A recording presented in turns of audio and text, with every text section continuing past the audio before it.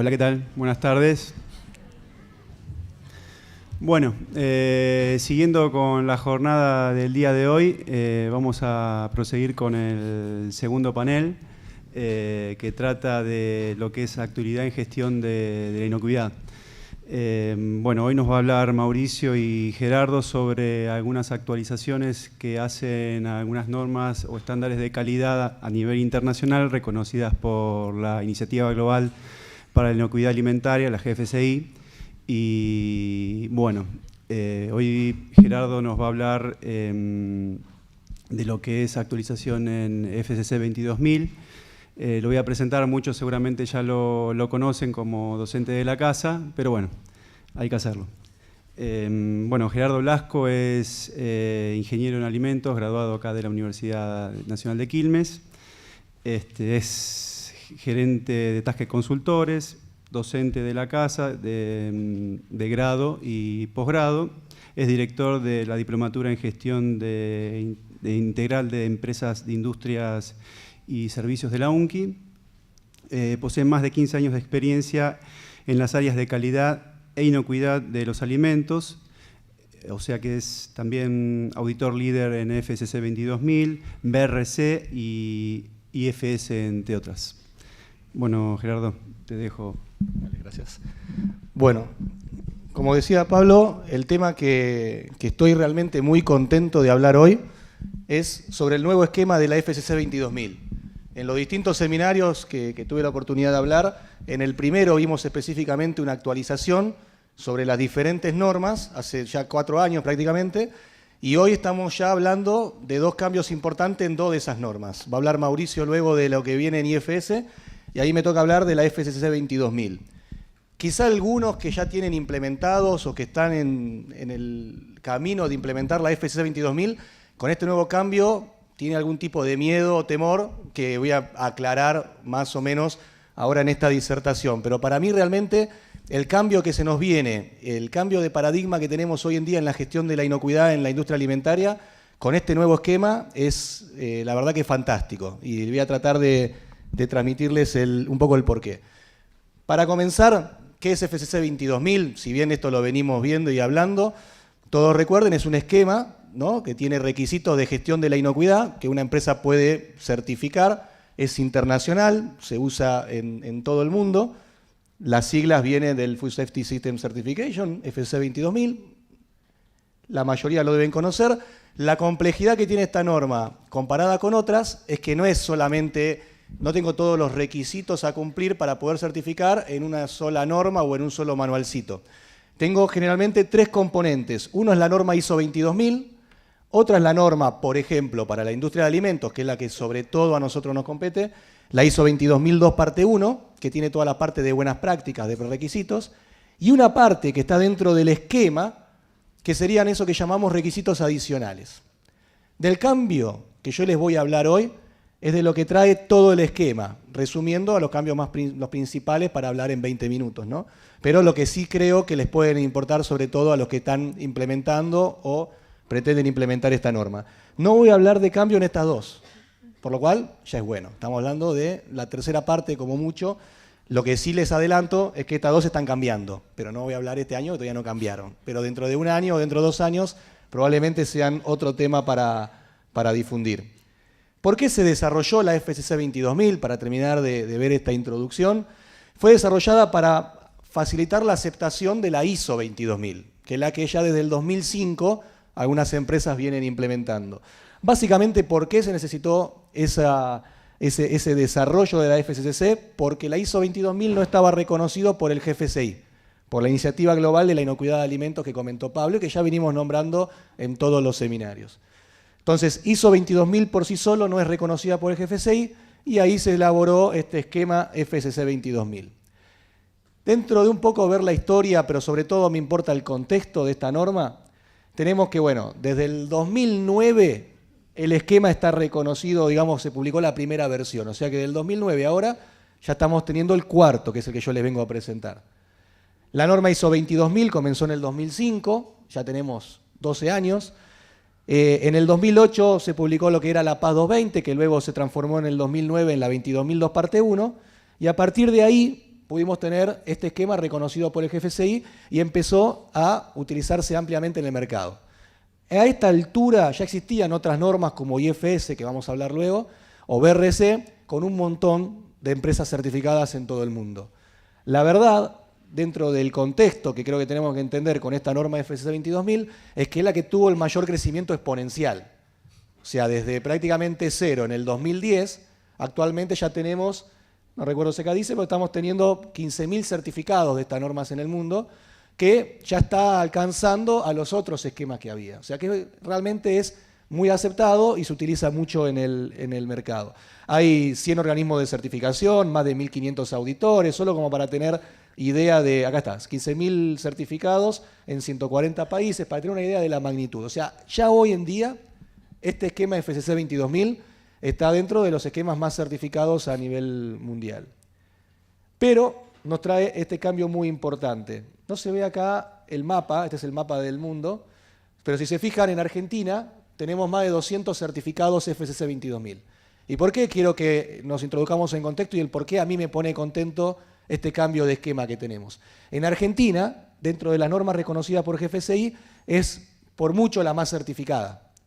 Las otras dos esquemas están alrededor de 100 o por debajo certificados, y en FSC 22000 hay más de 200. Y va a seguir creciendo también. Se van todas las normas van a aumentar, pero la FSC 22000 tiene un crecimiento muy exponencial. Y en Argentina la norma es más certificada. Ahora, ¿qué es lo que pasó igual en la mayoría del mercado? Hay una realidad. Cuando uno la compara con las otras normas reconocidas, la norma FSC 22000 tiene algunas diferencias y algunas significativas. Por ejemplo, como ya vimos alguna vez, no trata aspectos de calidad, no tiene requisitos de calidad. Y las otras normas sí. Pero también se le asignaba como que era menos exigente, como que tiene menos requisitos, etc. Y la verdad que ya en algunos sectores del mercado, el tener FSC 22000 se consideraba como que no era ni tan exigente o que era de menor profundidad que otras normas que había, ¿no? Puede o no ser así, pero es la verdad, como hablábamos hoy de organismos genéticamente modificados, es lo que el contexto y lo que los clientes y el mercado entendía con esta norma. Ahora, ¿cuál es la verdad? Que la mayoría de las empresas en Argentina tienen certificada esta norma. Entonces, ¿cómo no podrían ver o cómo esa empresa puede aprovechar el haber certificado a nivel internacional o dentro mismo de este país? Era importante y que digan, bueno, esta norma es más light, es más suave que la demás, tiene menos exigencia. No era lo adecuado, porque el que hizo el esfuerzo y certificó esta norma, que lleva un esfuerzo y bastante grande, no podía estar al nivel para determinado segmento del mercado según la consideración. Estos cambios tratan de traer mayor severidad y mayor exigencia y aumentar la imagen del estándar. Eso fue un poco, entre otras cosas, lo que motivó a hacer este cambio de versión de lo que sería el esquema 3 a la versión 4. Es el mayor cambio que tiene hasta ahora, así lo publican y así lo creo. Y dentro de todos esos cambios vamos a concentrarnos en lo que más les puede importar a ustedes como responsables de empresas o de personas de calidad de una empresa, implementada o no, en vistas de implementar, certificada o lo que fuere. Todo lo que vamos a ver, todo el nuevo esquema, este que yo les mostraba acá, se puede descargar gratis de la página de la FSC 22000. Estas dos normas no, pero todo lo que tiene que ver con el esquema, ya el 4 está publicado y lo pueden descargar gratis. En la página de la FSC 22000 lo tienen. Todo lo que yo voy a hablar está para descargar gratis. Tienen una página donde acá te ven medio clarito, pero tienen todos estos ítems, así se ve claro. Todos estos ítems, que es lo que yo voy a resumir en estos 20 minutos, tienen para descargar de la página de internet de la FSC 22000. ¿Cuáles son los principales cambios y de lo que le voy a hablar ahora? Uno tiene que ver con los alcances, otro con los requisitos adicionales, que esto tiene impacto directo en todos los que implementan o están implementados o certificados, la clasificación de no conformidades y sobre todo, que creo que es lo que les inquieta a muchos y lo que a mí me parece muy importante, es lo que tiene que ver con auditorías no anunciadas. Ya le voy a explicar qué es. Dentro del punto de vista de alcances, se amplió la norma. Antes prácticamente se podía certificar en lo que era industria manufacturera y en lo que tiene que ver con envases. Ya se amplió ahora si ustedes pueden ver, a logística y almacenamiento, a empresas de catering y a empresas que fabrican alimentos para mascotas o alimentos para animales. Inicialmente era todo lo que iba a consumo humano nada más. Ahora se extendió a un montón de sectores dentro de la cadena agroalimentaria. Ese es uno de los cambios más importantes que tiene el esquema. Dentro de los requisitos adicionales, en la versión 3, que alguno la debe conocer, había 5 requisitos adicionales. De esos 5 requisitos, que hay que sumárselos a lo de la 22.000 y a lo de la 22.002 parte 1, ahora tenemos 11. ¿Está bien? No se desesperen mucho igual. De estos 11, hay 2 que son solo para producción animal. El 4 y el 7, formulación de productos solo para alimentos para perros y gatos, y este solo para producción animal. Por lo cual, si la mayoría está en la industria manufacturera, ya tenemos 9. No es tanta diferencia.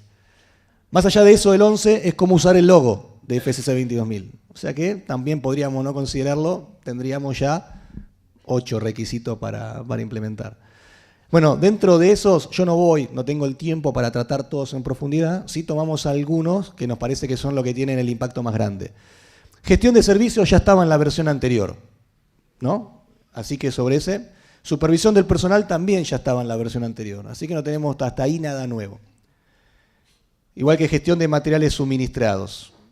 Este, como les decía, aplica solo para la producción animal y acá sí, defensa de los alimentos. Si alguno sabe un poco de las normas, sabe que este requisito de defensa de los alimentos está dentro de esa norma que se llama ISO 22002 parte 1. Tiene un requisito, el último, que habla sobre defensa de los alimentos. ¿Qué es lo que pasó? Para que estas normas sigan teniendo el peso que tienen, tiene que estar reconocida por el GFCI. El GFCI publicó una nueva guía y entonces tienen que adaptarse a esos requerimientos. Si ustedes van a la ISO 22002 parte 1, van a encontrar muy poco sobre lo que se pide sobre defensa de los alimentos. Tener un mapa con áreas restringidas, tener accesos controlados, pero no mucho más. En esta norma, ahora les voy a explicar un poco más, lo que se hace con estos requisitos adicionales es profundizar. O sea, hay que leer ahora la 22002 parte 1 junto con estos requisitos adicionales para cerrar el tema de defensa de los alimentos. Y lo mismo pasa con el manejo de alérgenos. También teníamos, en el capítulo 10 de ISO 22002 parte 1, una parte sobre alérgenos. Tampoco alcanza y ahora tenemos digamos, como tómenlo como un anexo, unos requisitos más para complementar eso dentro de lo que serían los requisitos adicionales. Así que si lo vemos desde este punto de vista no nos queda mucho nuevo igual. El tema nuevo fundamental, y que bienvenido sea la FSC 22000, más allá que lo requiere el GFCI, para estar al nivel de las otras normas, tiene que ver con la prevención del fraude alimentario, que es lo que vimos, y ahora después les voy a explicar cómo pueden descargar y ver el video en el seminario anterior. O sea, en el seminario 3 vimos fraude alimentario y en el 2 vimos defensa de los alimentos, que eso lo pueden ver cualquiera, si quieren, ahora después les explico cómo cuando termino la presentación. Luego hay un requisito adicional sobre etiquetado del producto, muy importante. La mayoría de los retiros de productos en el mundo vienen asociados a un mal etiquetado, que parezca mentira. Más allá de si tiene salmonela, si tiene alguna toxina, si tiene algún tipo de problema de contaminación física, por un mal etiquetado se tiene un montón de retiros de producto en el mercado. Bueno, tenemos un requisito adicional para tratar de asegurarnos que etiquetamos el producto correctamente. Y se involucra un monitoreo ambiental para también, complementando un poco un requisito que está en el 10 de la ISO 22002 parte 1, sobre el control ambiental de que producimos en un ambiente adecuado. Como les decía, dentro de lo que sería la defensa de alimentos, sí aplica ahora un poco más en detalle lo que sería una gestión de defensa de los alimentos, que es lo que vimos en el seminario anterior, donde uno tiene que evaluar qué amenazas pueden tener, identificándolas, desarrollar medidas preventivas, darle prioridad a las medidas preventivas que sean más importantes, según la vulnerabilidad que yo voy entendiendo, teniendo en cuenta el sabotaje, el vandalismo, el terrorismo, y una revisión anual va a exigir ahora o después de cada falla que se obtenga. O sea, ya aplica un sistema un poco más de gestión detallado que para esto se puede usar, como vimos el año pasado también, el Carver o el TACCP o diferentes sistemas de gestión de riesgos que existen. Si ustedes revisan después con cuidado todo lo mismo prácticamente que habla de defensa, evaluación de la amenaza, medidas preventivas, revisión anual, es lo mismo que vamos a encontrar en fraude. Evaluación de la vulnerabilidad en lugar de la amenaza, medidas preventivas y revisión anual.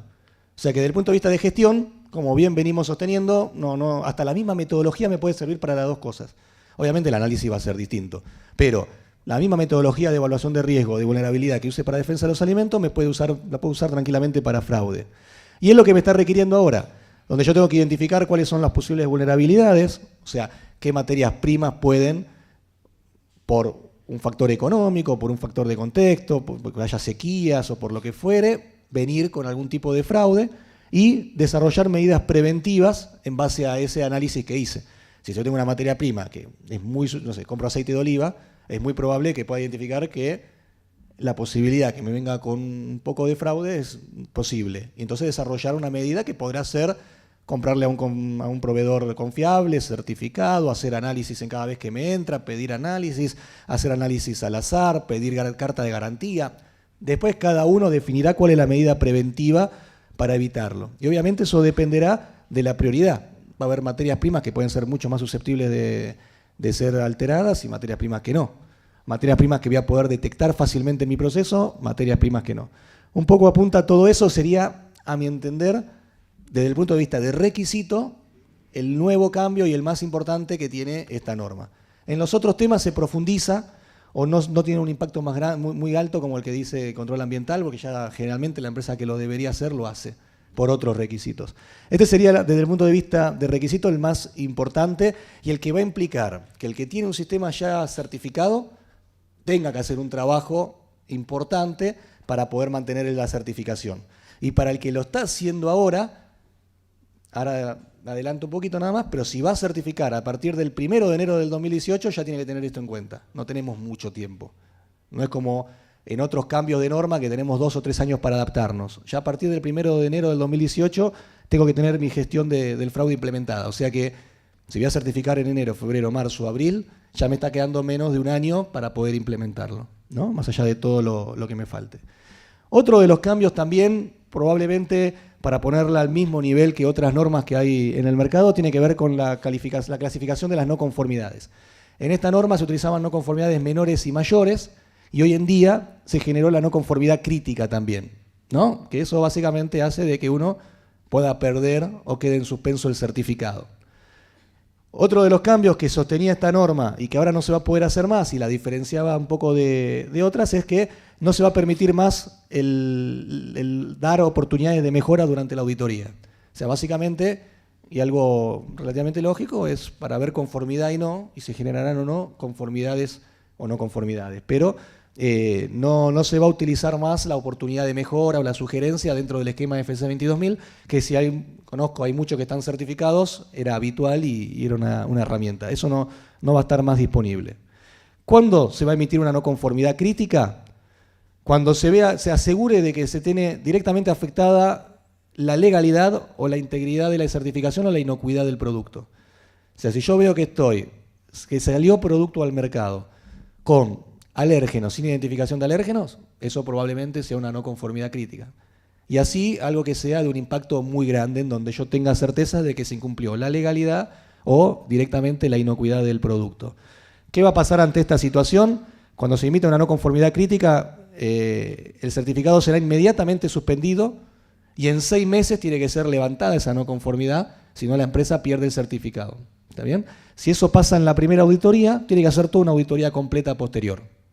Eso sería el impacto grande que tiene una no conformidad crítica. De todas maneras, en mi experiencia como en auditoría de certificación, Mauricio después puede comentar también que tiene 20 años haciendo auditoría de certificación o más, no es lo más habitual tener una no conformidad crítica, pero existe la posibilidad y estas serían las consecuencias.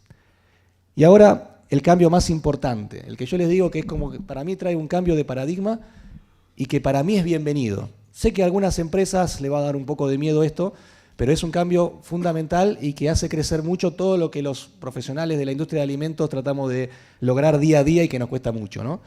Que tiene que ver con que el título al menos una en el ciclo de 3 años, creo que lo representa bastante claro. ¿Qué significa auditoría no anunciada? Es auditoría sorpresa. El auditor viene y apenas viene empieza a auditarme la fábrica. ¿Qué quiere decir eso? No me puedo preparar, no puedo limpiar la fábrica, no puedo decirle a determinados operarios que no vengan, no puedo pintar, no puedo llenar registros, no puedo hacer nada. En algún momento del año que me toca, el auditor va a venir, va a tocar la puerta y ahora les voy a mostrar algunos detallecitos. En 1 hora máximo tiene que estar adentro de la planta. No hay café, si está algún problema, nada. En 1 hora tiene que estar en la planta. Si bien probablemente todas las empresas que están certificadas o van a certificar, un poco obviamente se tratan de revisar todo justo antes de una auditoría anunciada, que es hasta donde se hizo ahora, esto cambia completamente. O sea, no voy a poder preparar absolutamente nada. Eso da un poco de miedo. O sea, hay muchas empresas que están preocupadas, tal vez alguno de ustedes esté preocupado si están certificados o van a certificar, de decir, no va a ser tan fácil que vengan, me quieran hacer la auditoría en cualquier momento del año, y yo no sé, y yo quizá no estoy, o no está el jefe de compra, o no está el jefe de producción, o lo que fuere. Ahora, ¿por qué? A mí me parece un cambio fundamental. Primero, todos estos esquemas funcionan y la idea principal es que nuestros clientes tengan confianza. Si no, no estaría todo esto. Entonces, si yo invertí tiempo y dinero y en tener un sistema de gestión certificado, lo que quiero es que mis clientes tengan confianza. Que no me hagan auditorías, que me compren en cualquier lado del mundo, etc. No hay mejor forma de mostrar confianza habiendo pasado una auditoría no anunciada. No hay mejor forma.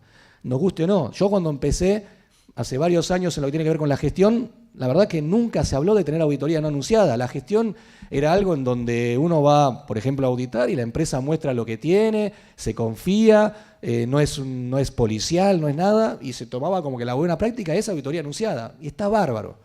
Ahora, para un sistema de gestión de inocuidad de los alimentos, donde hacemos alimentos que todos los días nos tenemos que asegurar de que no estén contaminados, y la mayoría deben saber lo difícil que es eso dentro de una fábrica, es espectacular, no es lo mismo.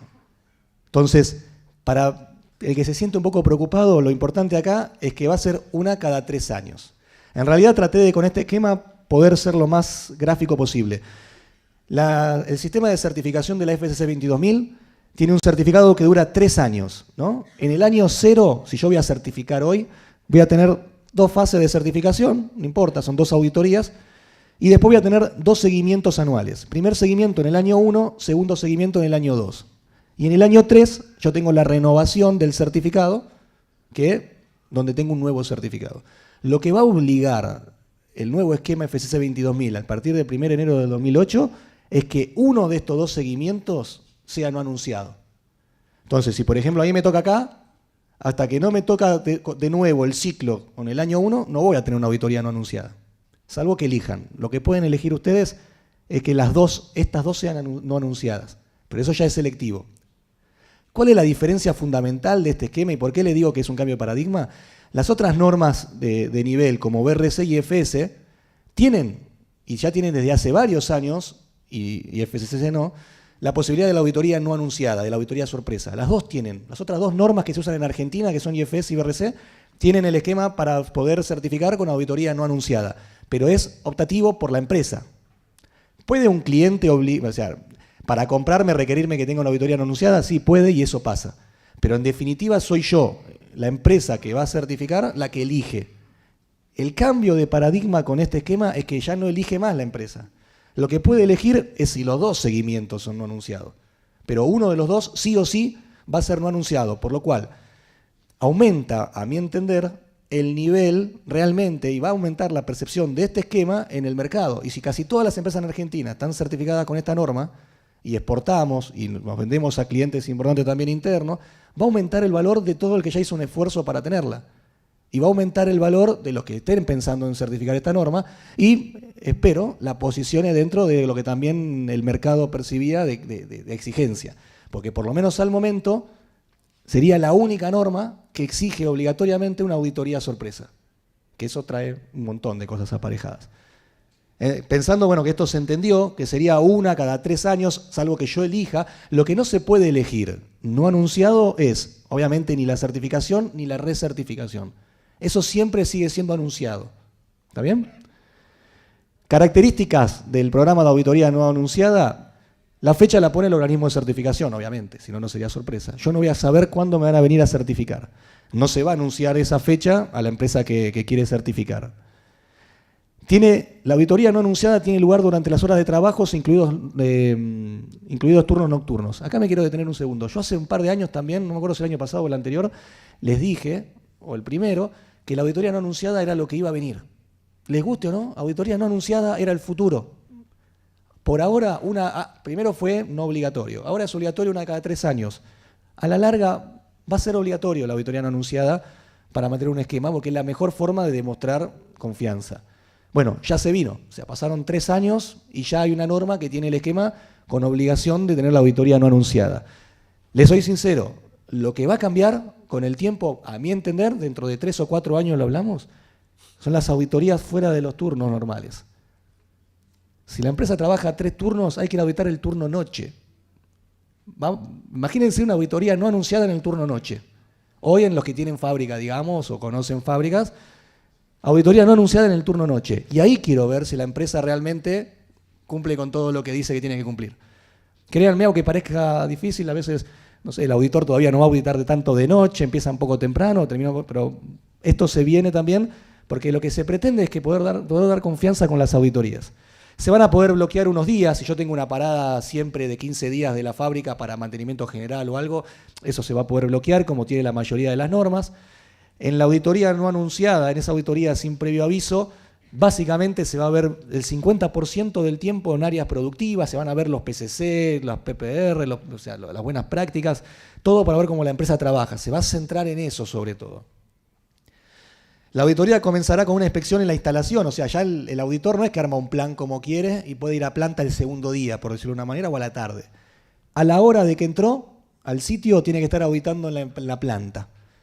O sea, cambia también la forma de cómo conllevar una auditoría, pero para poder realmente sacarle jugo a esto, ¿no? El organismo de certificación va a decidir cuál de los dos seguimientos es el no anunciado. O sea que el primer año voy a sufrir más, porque no voy a saber si me toca. Si me tocó en el primero, el segundo me puedo relajar un poquito más y entro en el ciclo de los 3 años. Pero si no me recibí el primero, en el segundo ya sé que me va a tocar y ya voy a estar también directamente nervioso.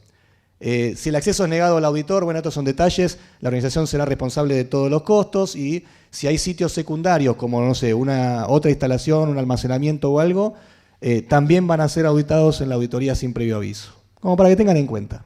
¿Está bien? Para terminar, para los que ya están implementados, ya certificados, digamos, o están implementando ahora y pensaban certificar a fin de este año o el año que viene, 2 o 3 detallitos. Todos los certificados, a partir del 1 de enero del 2008, tienen que ser bajo el nuevo esquema. O sea, si ustedes certificaron este año, igual el año que viene tienen que cambiar al nuevo esquema. Si van a certificar el año que viene, ya el año que viene sí o sí es con el nuevo esquema. Si certificaron el año pasado, el año que viene cambian al nuevo esquema. Y si ya le tocaba la renovación, porque era el 3er año, bueno, mejor quizá para hacer el cambio.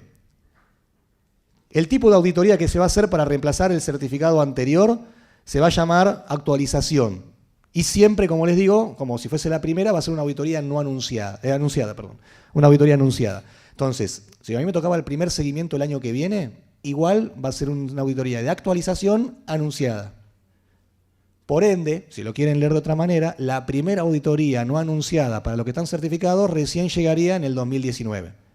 ¿Se entiende? O sea, tienen 2 años para prepararse. Para que todo esté como tiene que estar, para que los operarios todos trabajen bien, para que todo se pueda mantener bien, para que no tenga que cambiar todo el día antes de la auditoría o la semana antes de la auditoría. Tienen tiempo, pero va a ser así. Después no voy a poder prepararme. Se va a calcular un tiempo adicional para esta auditoría, no quise dar detalles, pero si a ustedes venían auditándolo 2 días, obviamente el año que viene la auditoría va a ser un poquito más larga, nada más. Se incrementa porque hay que auditar el fraude, por ejemplo, y lo nuevo que contempla esta norma.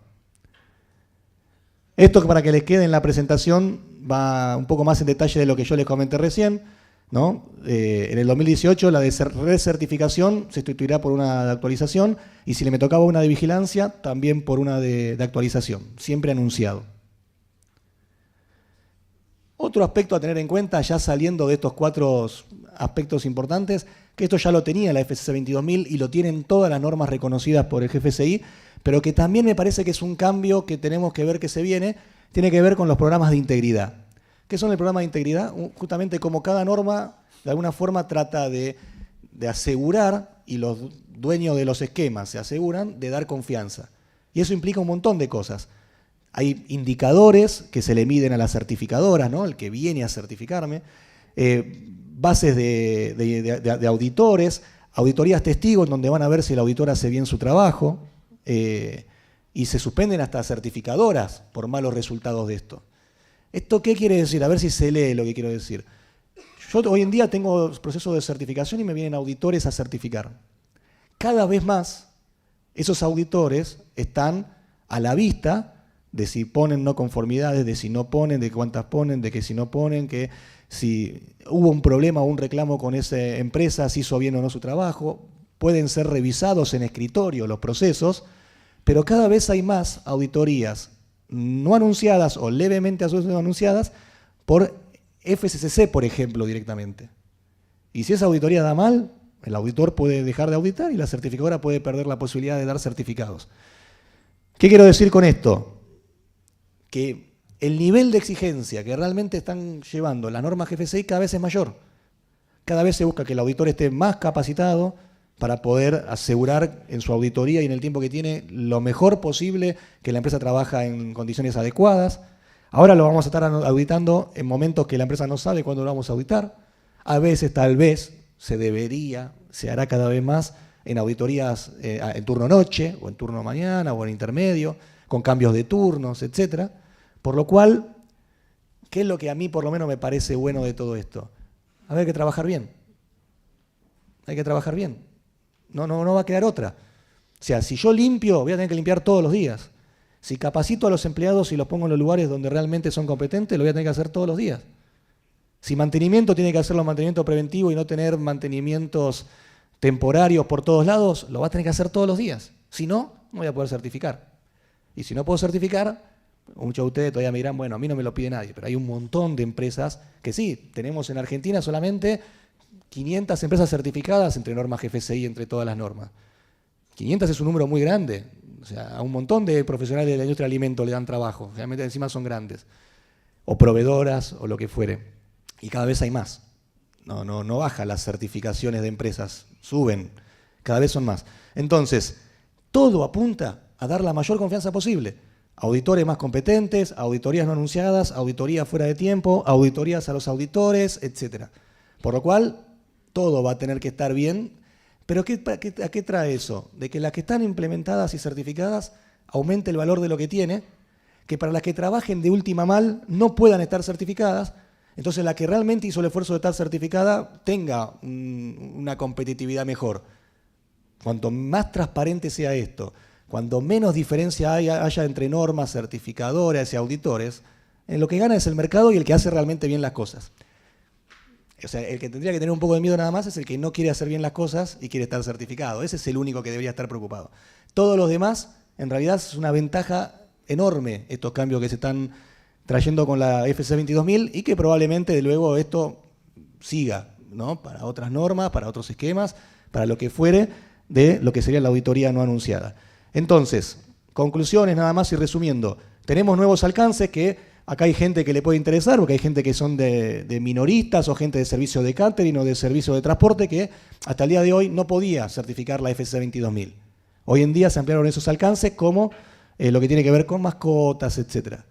Las modificaciones de los requisitos adicionales. Sepan que ahora son 11 y sobre todo sepan de que ya tienen que empezar a trabajar sobre fraude alimentario. Eso sería lo importante. Desde el punto de vista del impacto como empresa, la auditoría sin previo aviso. Eso sí, obviamente, creo que es un cambio impactante en esta norma, al que sea obligatorio, no pueda decidirlo, y que desde el 1 de enero del 2018 ya es obligatorio. No nos dan mucho tiempo. Cuando hay un cambio, por ejemplo, una norma ISO, generalmente tenemos 2 o 3 años. Cambió la ISO 9001 en el 2015 y todavía este año empresas certificaron con esa versión, 2 años y medio después. Bueno, esta norma salió el 1 de enero de este año, casi todos la están conociendo ahora, y ya el 1 de enero del 2018 es obligatorio certificar bajo este esquema. ¿Bien? Bueno, eso es todo. Muchas gracias.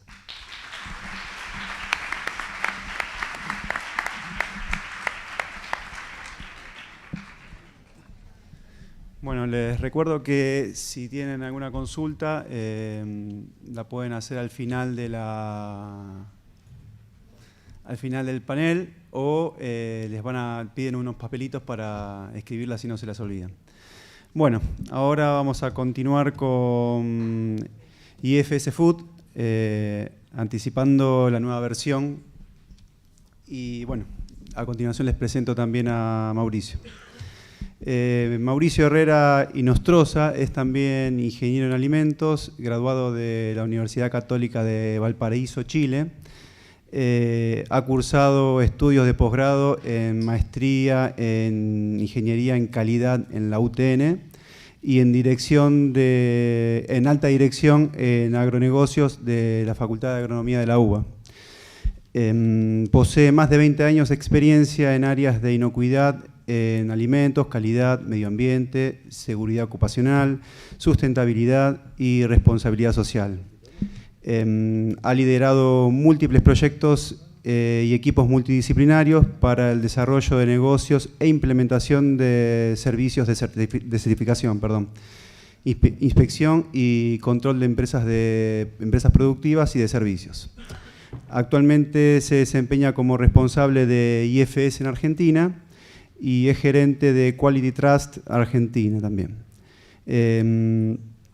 Bueno, cuenta también con calificación internacional como auditor líder en sistemas de gestión de calidad en inocuidad de los alimentos como las normas IFS, IFS Food, IFS Logistic, BRC Food también y FSC 22000 Food, entre otras, ¿no? Bueno, Mauricio. Muchas gracias, Pablo. Muy buenas tardes a todos. Primero que nada les voy a pedir disculpas por si en algún momento sale algún estornudo o algo. Estoy saliendo de un estado gripal importante. Quiero, antes de comenzar, agradecer a la organización de este seminario por una vez más habernos invitado y haberme considerado para la participación y al mismo tiempo felicitarlos por el gran éxito que una vez más tiene, una gran convocatoria. Creo que este evento ya en el cuarto jornada, cuarto año, se viene consolidando como una referencia importante. El tema que me solicitaron exponer en este panel tiene que ver con anticipar los cambios que se vienen en la nueva versión de la norma IFS Food, que está prevista su publicación a fines de este año 2017. Por ahí, considerando la presentación de Gerardo, yo tengo menos cambios para presentar. Voy a presentar mucho menos cambios porque la norma IFS y el esquema de certificación IFS ya consideraba muchísimos de los aspectos que fueron presentados como las novedades de FSC. Y la verdad está muy bien que FSC 22000 considere varios de los requisitos que tanto BRC como IFS tenían establecidos en sus protocolos de auditoría, en sus protocolos de certificación y en los requisitos de la norma hace tanto tiempo. Creo que esto, y estoy absolutamente de acuerdo con lo que mencionaba Gerardo, nivela para arriba. Nivela para arriba los sistemas de certificación, nivela los sistemas de gestión de inocuidad y calidad en las empresas. Sigue faltando la patita de calidad, por supuesto, que es súper importante, pero bueno, esperemos que en una próxima revisión se tenga algo en cuenta. A título introductorio, nada más, recordar, y digo recordar porque hace justo un año estábamos presentes en la tercera versión del seminario hablando sobre gestión de riesgos. Muchos de ustedes tal vez se acuerdan y pues, estuvieron presentes. IFS significa International Future Standards, normas internacionalmente disponibles o publicadas, ¿no? Las normas IFS son un conjunto de normas que abarcan distintas etapas de la cadena de suministro, no solamente en la etapa de manufactura, sino que hay una norma que tiene que ver con los fabricantes de envase, hay una norma que tiene que ver con logística, hay una norma que tiene que ver con productos para el cuidado personal, y así el grupo de 8 normas que componen la totalidad de los alcances de la cadena de suministro, como digo, a nivel total, ¿sí?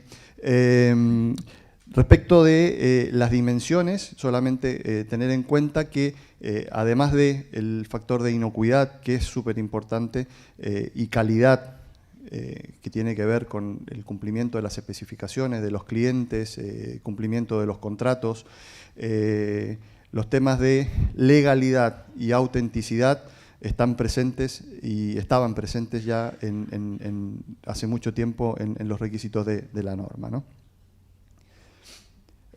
IFS es una norma que está internacionalmente aceptada. El origen es una norma de origen alemán, pero que en su comité de desarrollo participan empresas internacionales de múltiples países, tanto minoristas, entidades privadas, entidades públicas que participan en el desarrollo, ¿no? Y aquí hay solamente alguna muestra de las empresas que reconocen. IFS tiene presencia a través mío, presencia local, y en Sudamérica tenemos tres locaciones, una en Colombia, en Brasil y bueno, en 4, en Santiago de Chile y acá en Buenos Aires, ¿no? No se ve muy bien los números. IFS en este momento, IFS Food, es la norma a nivel mundial, y quiero ser súper claro, a nivel mundial es la norma que más certificados tiene, más de 18.000 certificados. Gerardo habló del gran crecimiento que hubo en FSC 22.000 en los últimos años. IFS tiene más de 18.000 empresas certificadas, y acá en esta tablita se muestran los principales 10 países, y tenemos, no sé si se alcanza a leer, Italia con 2.900, Alemania 2.500, España poquito menos de 2.500, y de ahí Francia, Holanda, Polonia, Bélgica, Hungría, etcétera, ¿no? Digamos. En Argentina, ¿cuántas empresas certificadas IFS hay? Muy pocas. Seamos claros, son pocas. ¿Cuál es el motivo de que existan pocas empresas certificadas en Argentina? Y yo creo que son varios motivos y son varias circunstancias que se dan respecto de esto. Primero que nada, a nivel general en el mercado, en Argentina concretamente, existe una afinidad, por decirlo de alguna manera, una afinidad al esquema de normas ISO. Muchas empresas a ISO 9001 hace muchos años, que después pasaron a ISO 22000, digamos, esa afinidad, como decía, es importante. Después, otros temas en que en IFS queremos trabajar y estamos de alguna manera impulsando en el último año, en los últimos años, es el hecho de que derribar por ahí un mito que existe, que IFS es muy difícil. No, IFS no es difícil, no es la norma más difícil. Al contrario, con el enfoque que tiene respecto de la sustentabilidad del negocio de la empresa y el concepto de las evaluaciones y la gestión de los riesgos que hablamos el año pasado, eso de alguna manera la posiciona en un punto de una norma de requisitos que de alguna manera las empresas pueden optimizar sus recursos a la hora de gestionar la implementación de su sistema de gestión. El mito, la norma es la más difícil. No, no es la más difícil. Lo que es muy difícil, y eso sí lo digo claramente, es calificar a auditor. Un auditor es muy difícil de calificarlo. Y eso tiene mucho que ver también con el hecho de que a nivel local las certificadoras en Argentina prácticamente no poseen auditores. Son pocos los auditores que están calificados en el país. Somos 2. Y digo somos 2. Gerardo en DNB y yo en DQS Chile, que vivo acá en Argentina. Somos 2 auditores de IFS en el país. Esperamos próximamente tener más auditores. Como dije, ¿es difícil calificar los auditores? Sí, es difícil calificar los auditores. ¿Es difícil implementar la norma? Para nada. para nada, porque los conceptos de evaluaciones de riesgo facilitan muchísimo las decisiones que tienen que tomar la empresa respecto de la optimización de los recursos y todos los elementos de control que tienen que poner sobre la mesa a la hora de establecer la necesidad de distintos niveles y distintos grados de control. Bueno, entremos en tema porque creo que consumí 5 de los 20 minutos que ya tenía, ¿no? ¿Por qué revisar las normas? En general, algo ya mencionó Gerardo. Yo voy a tratar de no repetir todo lo que las cosas que ha dicho Gerardo, pero de manera general, obviamente, esto no es ningún secreto y esto es algo que está internacionalmente establecido. Desde la publicación de la última versión del libro guía o del libro de lineamientos para el benchmarking, para el reconocimiento de las normas del GFCI, es que se estableció esta vara o esta necesidad de hacer la revisión de las normas. Por eso que en FSC 22000, para poder cumplir con los requisitos del punto de la versión 7.1 del benchmarking, de las normas para reconocimiento, es que tuvieron que implementar tantas cosas nuevas. Obviamente hay otras necesidades que se generan por el mismo uso, por las mismas situaciones que ocurren en el día a día en el mercado, a nivel del comercio o al nivel de la producción de los alimentos. Hay cambios tecnológicos en la industria, hay cambios a nivel regulatorio. Todos esos factores son importantes. Y una cosa que no es menor, es la gran afinidad que está teniendo el FDA de los Estados Unidos con el GFCI. Se está trabajando muchísimo en ese nivel y uno de los puntos y una de las sesiones más relevantes de la última conferencia del GFCI en Houston este año en febrero fue justamente el tema de hasta dónde el FDA apoya y soporta las normas reconocidas por el GFCI. Nosotros sabemos que Estados Unidos no es un mercado tan relevante como es para otros países, por ejemplo Chile. Mirando Chile tiene sus mercados internacionales divididos en 3 tercios. Asia, Europa y Estados Unidos. Acá no ocurre la misma situación, pero un poco la relación que hay y este intento de armonización entre FDA y GFCI es importante y es un punto relevante a la hora de definir el motivo del por qué esta necesidad de cambio y ahora están de alguna manera trasladándose a los requisitos de las normas. Después, a nivel de resumen general, ¿qué es lo que cambió en los requisitos del benchmark, del proceso del benchmark de reconocimiento de las normas? Este listadito de cosas que pongo acá yo en esta lámina. Primero que nada, bueno, cambios internos no funciona el puntero, hay cambios en el proceso del benchmarking propiamente tal, que eso da para otra presentación, para contarles cómo es el proceso de benchmarking. Igualmente, en la página de GFCI ustedes pueden perfectamente conocer cómo es el proceso de reconocimiento de las normas y qué cosas son las que se tienen en cuenta para que una norma sea reconocida y una norma no sea reconocida, ¿no?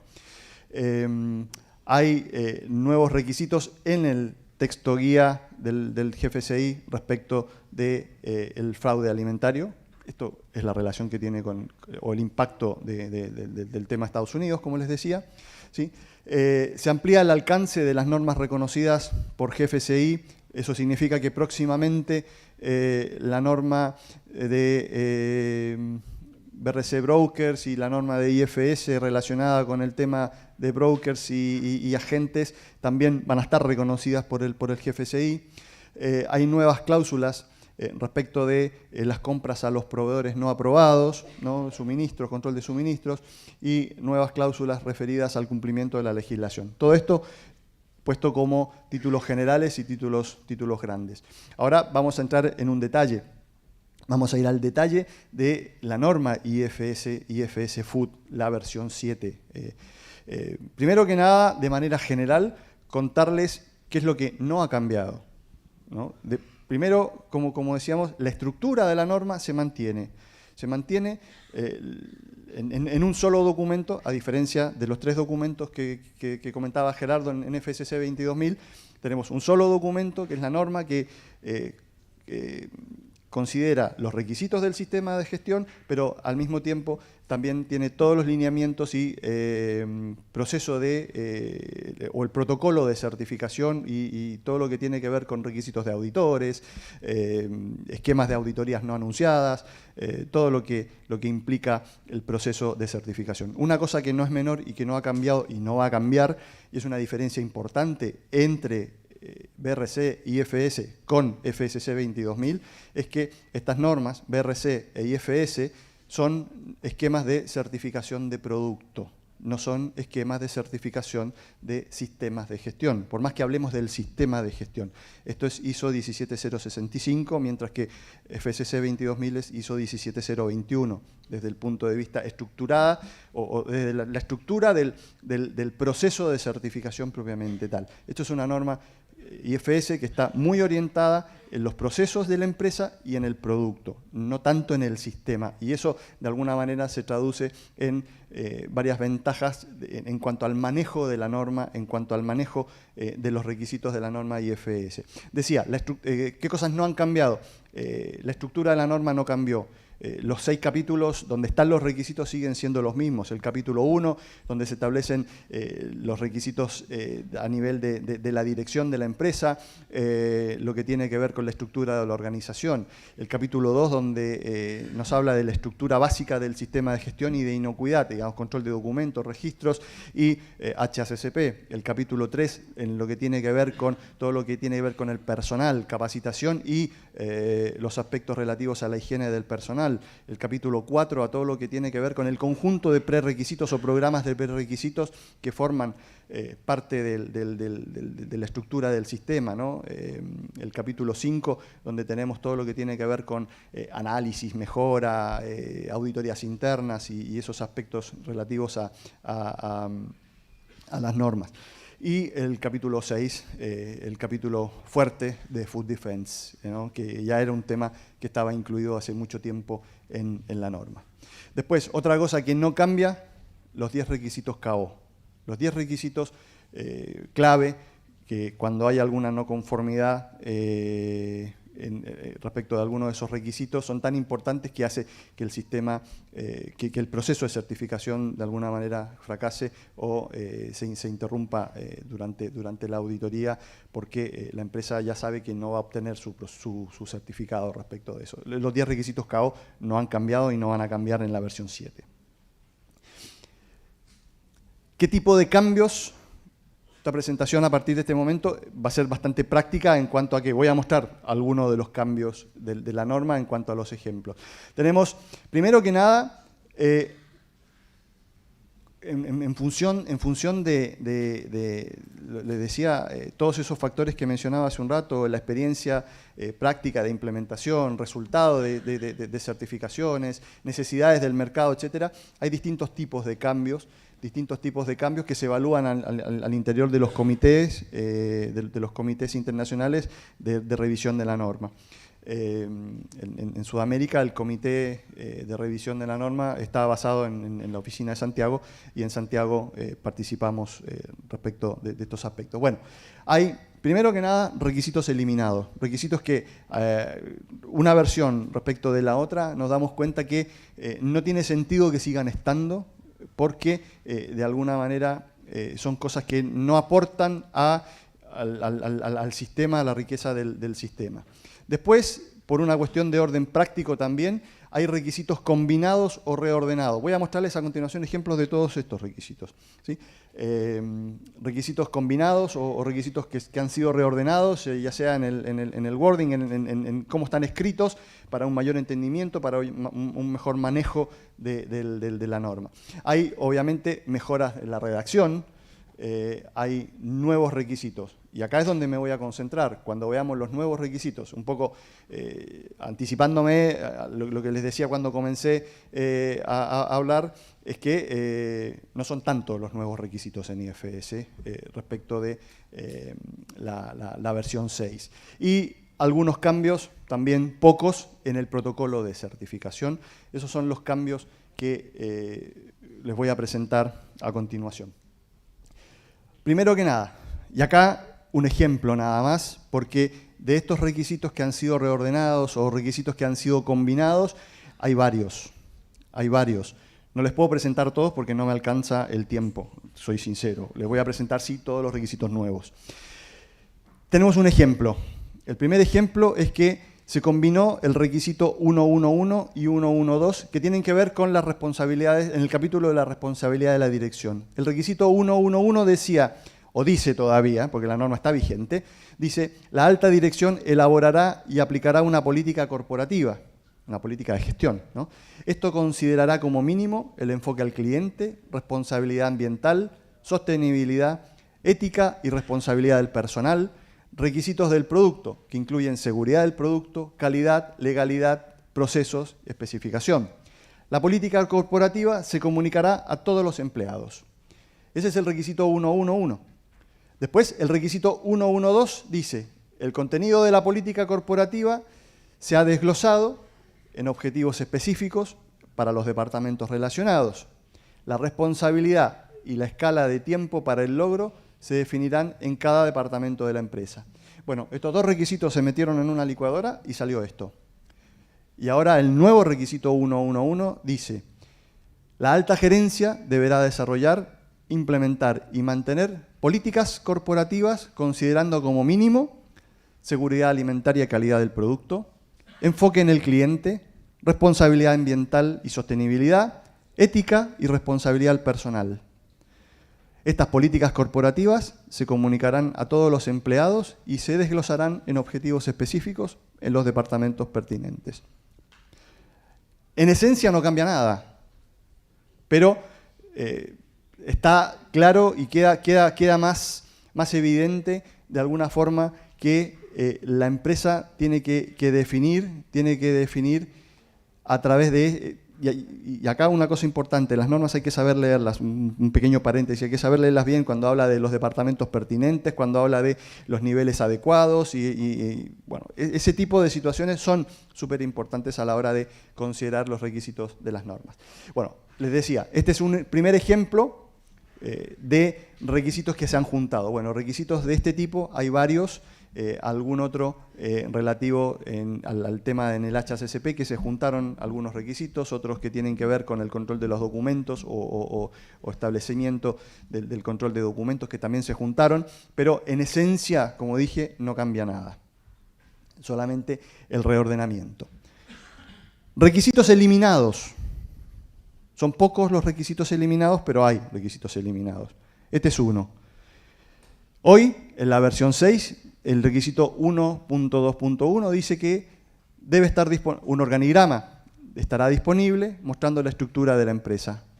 En la versión 7 de la norma no hay ningún requisito de la norma que establezca que debe haber un organigrama documentado que muestre la estructura de la empresa. A ver, ¿cuál es el sentido de esto y cómo se fundamenta y se justifica el hecho de que ya no sea un requisito que exista un organigrama? Primero que nada porque hay un cambio importante en el requisito que establece la necesidad de documentar descripciones de puestos. Y que es un cambio importante que no lo puse en el ejemplo acá, pero que ese cambio dice que las nuevas descripciones de puestos de alguna manera tienen que reflejar claramente, además de las tareas y además de los requisitos de cada función, cuál es la dependencia, cuál es la subrogancia y eventualmente de alguna manera una descripción de la posición de esa función dentro de la estructura organizacional. Entonces, como las funciones relevantes para asegurar calidad, inocuidad, legalidad y autenticidad están definidos todos esos parámetros, esto ya no es más necesario. ¿Está? Mejora de redacción. El KO número 1, yo le decía, no cambia, sigue estando, sí, sigue estando, pero cambió en la redacción, ¿no? Hoy en día dice, la alta dirección, el requisito 124, ¿no? Que es el KO número 1. La alta dirección debe asegurar que los empleados son conscientes de sus responsabilidades relacionadas con la inocuidad y la calidad de los alimentos y que existen mecanismos para monitorear la efectividad de su operación. Dichos mecanismos deberán estar claramente identificados y documentados. Y en la versión 7, este KO número 1 lo vamos a encontrar escrito de la siguiente manera. La alta dirección se asegurará de que los empleados que pueden influir en la inocuidad de los alimentos y la calidad del producto son capaces de demostrar su comprensión respecto de las responsabilidades que tienen. O sea, va un poco más a la cuestión filosófica, ¿no? Va un poco más allá en cuanto a que la persona tiene que poder demostrarle al auditor que, bueno, y para el funcionamiento del sistema, que entiende cuál es el impacto y cuál es la importancia de su tarea. Otro ejemplo de mejora de redacción, como lo llamo yo. El capítulo o el requisito 2214. El HACCP se revisará y se harán los cambios necesarios cuando se realice cualquier modificación en el producto, en el proceso o cualquier paso. Eso dice el requisito en este momento en la norma. En la versión 7, el requisito va a decir, la empresa se asegurará que, en caso de cambios en las materias primas, los materiales de envasado, los métodos de procesamiento y el equipo, se revise el análisis de riesgo para garantizar que se cumplen los requisitos de seguridad y calidad del producto. Me gusta mucho más como está en la versión 7. Es más claro, es más explícito y más conciso respecto de cuál es la necesidad. Cuándo tenemos que actuar respecto de la actualización de la evaluación de riesgos en el HACCP. Y nuevos requisitos. De todos los nuevos requisitos, este que les voy a presentar a continuación, de alguna manera, es el que a mí me gusta más en cuanto a que reafirma la filosofía que yo les manifesté el año pasado, cuando yo les mostré, ¿se acuerdan? Los 32 requisitos que hacían referencia a la necesidad de una evaluación de riesgo, que en ese momento y en la versión 6, estos 32 requisitos se ven como cada uno en su capítulo.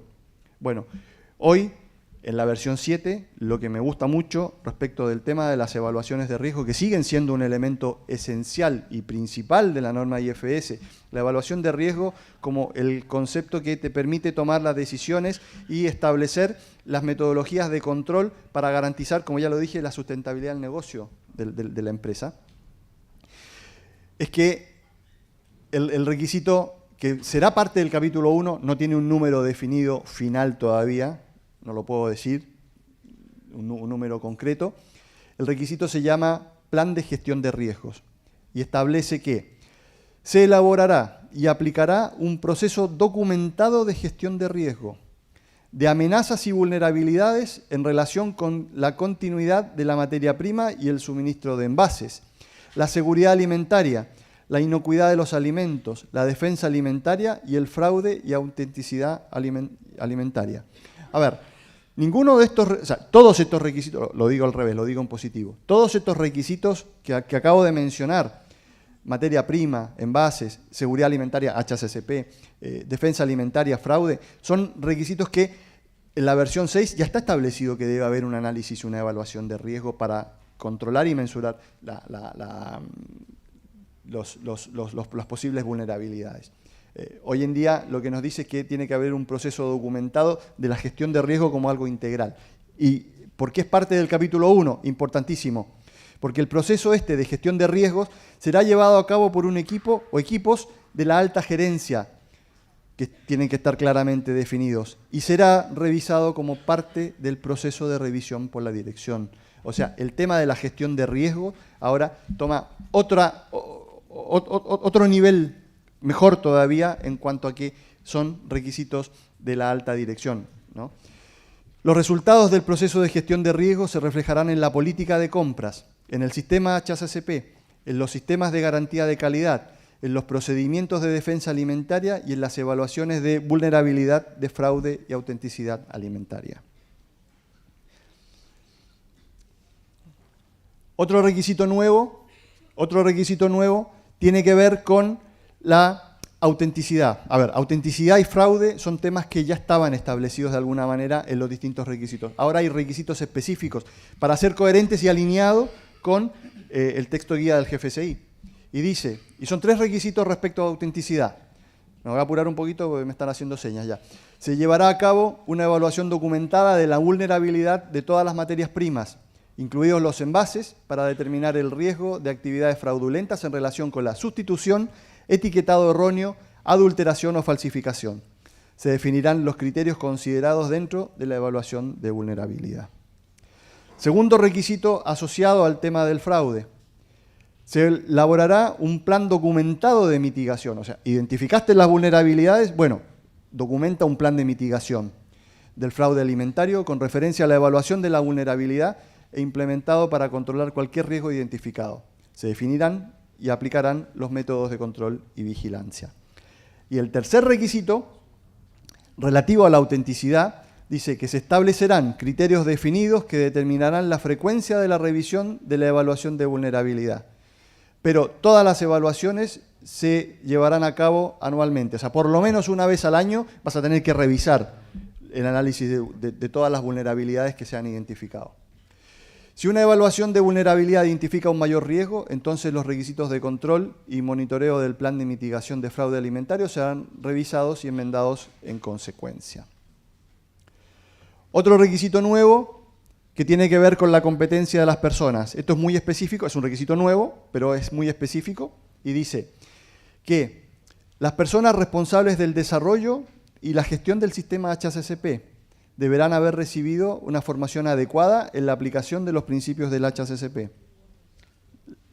Los miembros del equipo HACCP deben estar capacitados en HACCP. Punto. O sea, es así.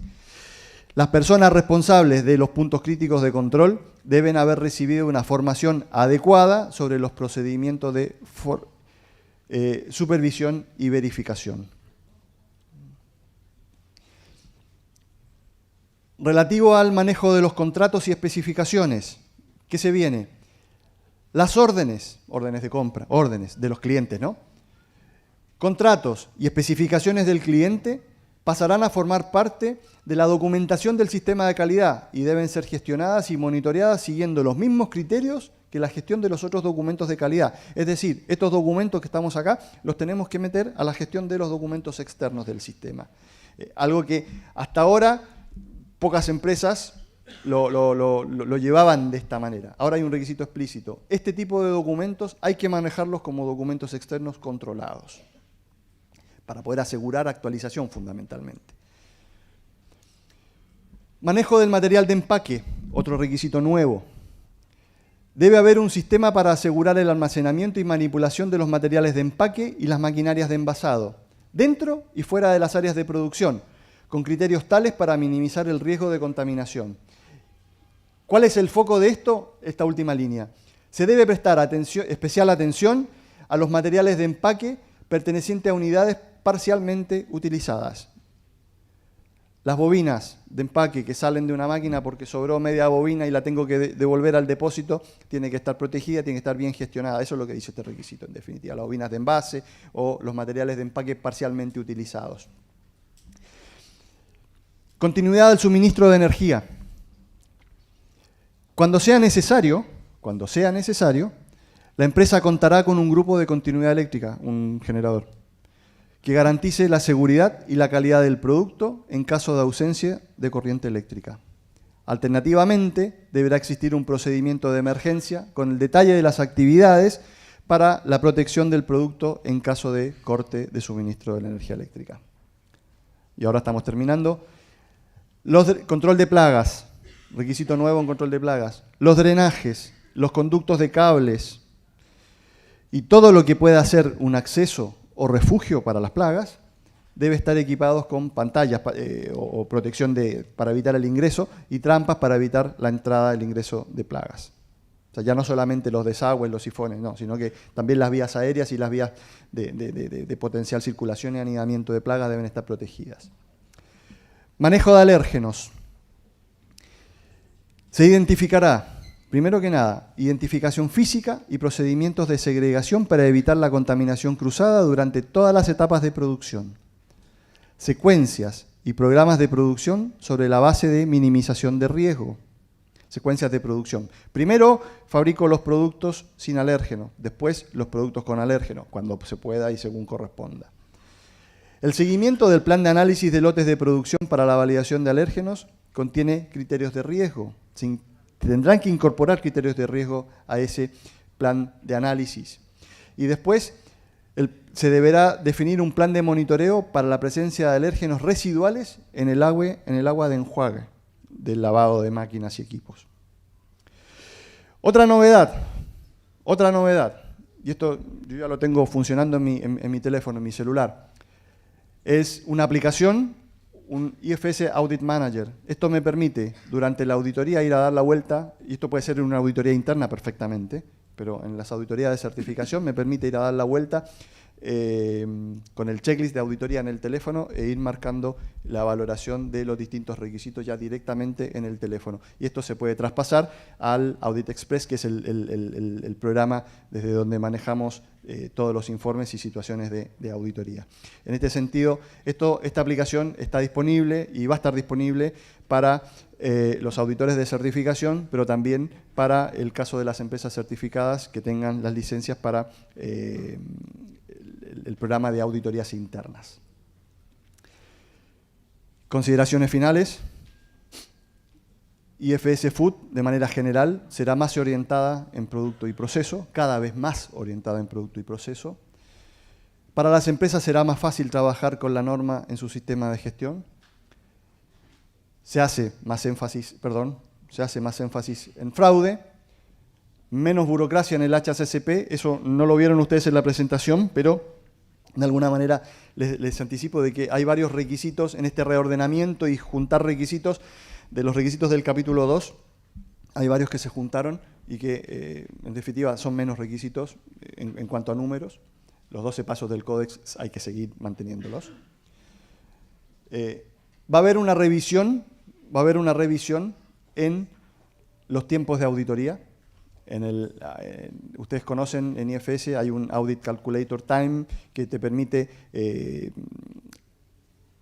determinar en base a la cantidad de personas, al tipo de producto y los procesos tecnológicos, automáticamente, y es muy transparente, pues está disponible en la página web, el tiempo de auditoría. Bueno, se van a tocar algunas de las fórmulas para adaptar a las nuevas realidades los tiempos de auditoría.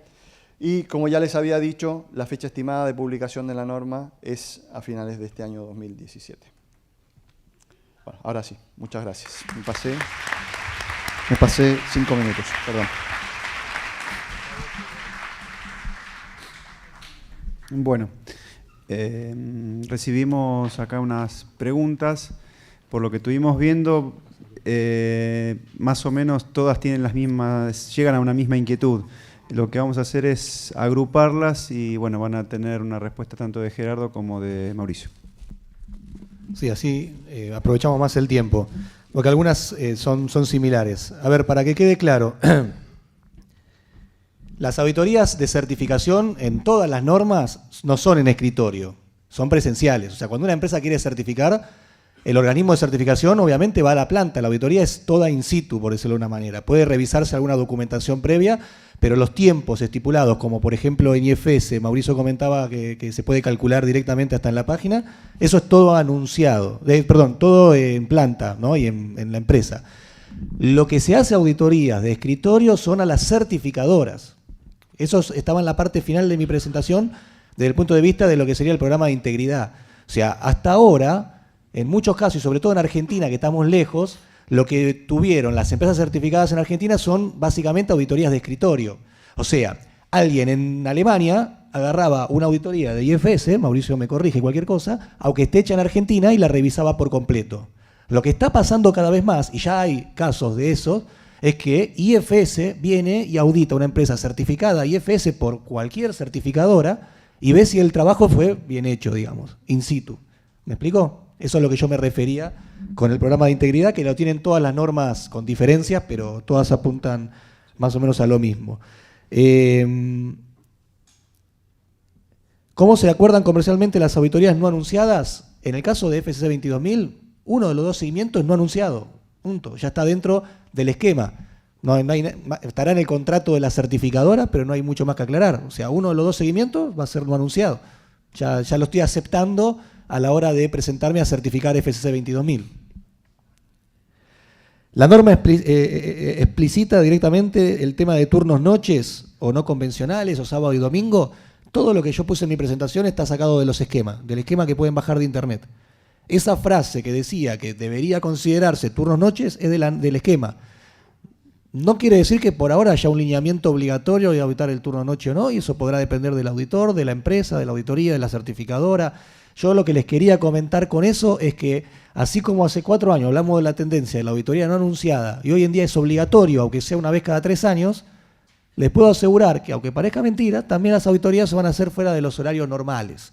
O sea, me animo a decir que prácticamente todos los que están acá, que alguna vez recibieron una auditoría, la tuvieron entre 8 y 17 o 9 y 18 horas. Bueno, eso para mí va a cambiar. Nos guste o no, va a cambiar. ¿Puedo decir algo? ¿Sí? Bueno, al respecto de ese tema, yo quiero comentarles que en las auditorías de IFS que hemos realizado en los últimos años en Chile, ya está cambiando, y hace rato que cambió.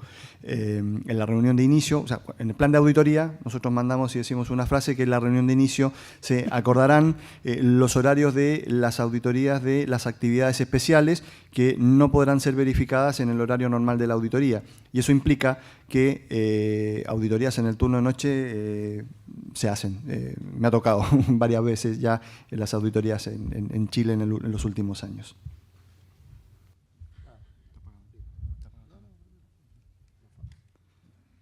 Bueno, y con respecto a si el certificado, si uno opta por las 2 auditorías de seguimiento en FCC 22000 como no anunciada, si el certificado va a tener una categoría diferente como lo tiene, por ejemplo, actualmente en BRC, que se le pone un plus más, no, que yo sepa no está determinado. No, porque se hizo 17021. Por eso, gestión, por lo cual no es que va a tener una diferencia el certificado como si lo tiene BRC.